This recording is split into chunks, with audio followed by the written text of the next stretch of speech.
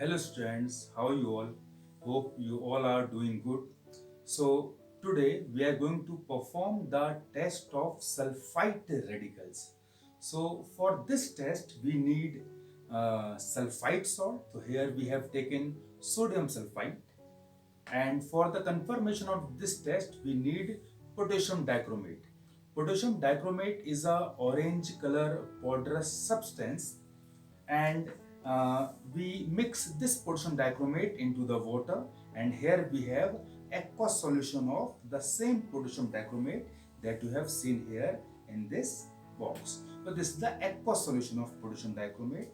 We also need filter paper strip for the performance of this test. We need filter paper strip and the test tube holder. So here is with me, there is a test tube, and I have already taken a small amount of sodium sulfite into the test tube. Now I am fixing test tube holder on the test tube. Here my test tube is ready for the use. Okay. Now, first of all, before proceeding this test, is very essential that you cover your face with the mask, because in this test, now here I wear the mask, because in this test a very pungent smelling gas evolve, and because of this gas maybe you will have coughing and you will have some throat irritation. So as a safety purpose, you always wear mask before performing this test. So here test tube along with the sulfite salt. Now I have a dilute sulfuric acid as a group reagent. I am going to mix one drop, only one drop of sulfuric acid through the wall of the test tube, and you can see some reaction is taking place and some gas is evolving. Always remember, at the initial state you have to introduce only one drop of acid, one drop of mineral acid into the test tube, because at initial state if you introduce large amount of acid, a bulk of gas will evolve and that gas makes you cough.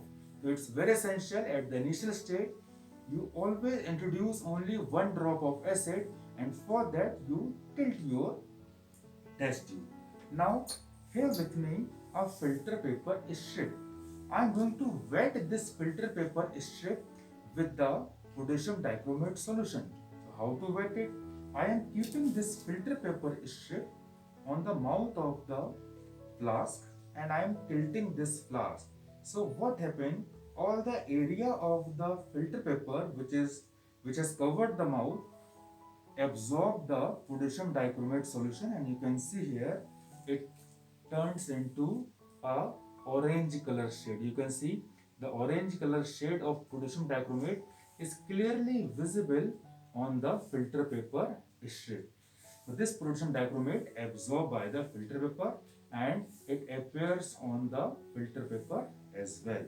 Now I am going to mix little large amount of sulfuric acid, dilute sulfuric acid into it, and as soon as I mix the acid, sulfur dioxide gas evolve, and this gas evolve in bulk. So let's see what will happen when I mix sulfur dioxide. Reaction takes place, bubbling takes place, and at the same time I am keeping this filter paper and covering the mouth of the test tube. So whatever the sulfur dioxide gas is evolving react with the potassium dichromate which is here on the filter paper, which was absorbed by the filter paper. And after some time when reaction stop, you can see the color of filter paper turns green. You can see green shade is clearly visible on the filter paper. So here you can check some green shade, some green dots of is here. These green dots are of chromium sulfate.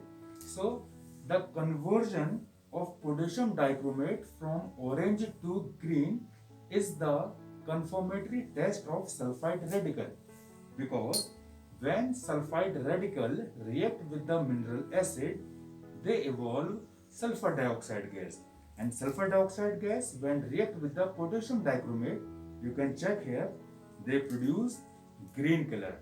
So the appearance of green color is the indication, is the identification of the sulfur dioxide gas.